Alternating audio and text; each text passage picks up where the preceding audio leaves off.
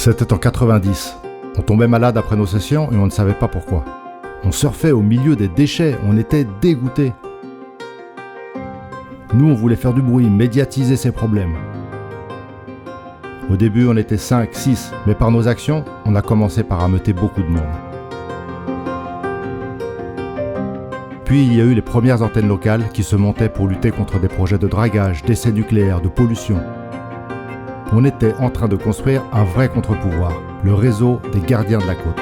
Mais la vraie révolution, ça a été les pavillons noirs. Quand on a publié cette première carte des plages polluées en 1997, un vrai coup de massue. Pour la première fois, les institutions nous écoutent.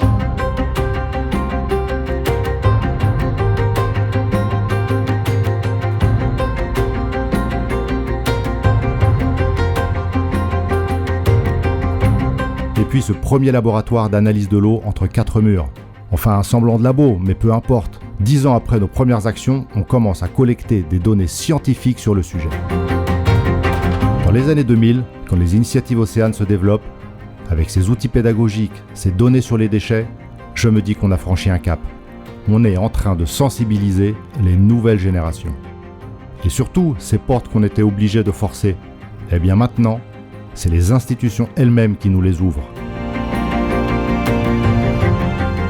2000, 2010, 2020, les décennies avancent et nous avec.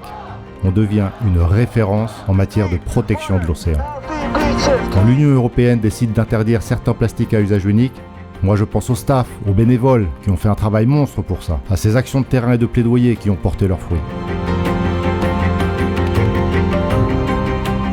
30 ans plus tard, Surfrider a bien changé. Qui nous aurait prédit être à l'origine d'une communauté aussi large autour de l'océan, présente à travers l'Europe, sur les littoraux et à l'intérieur des terres? C'est bien la preuve que Surfrider Europe, ce n'est pas qu'une histoire de surf. C'est l'histoire de personnes qui partagent, transmettent, s'émerveillent, qui se battent et protègent. C'est l'histoire de personnes qui respirent l'océan.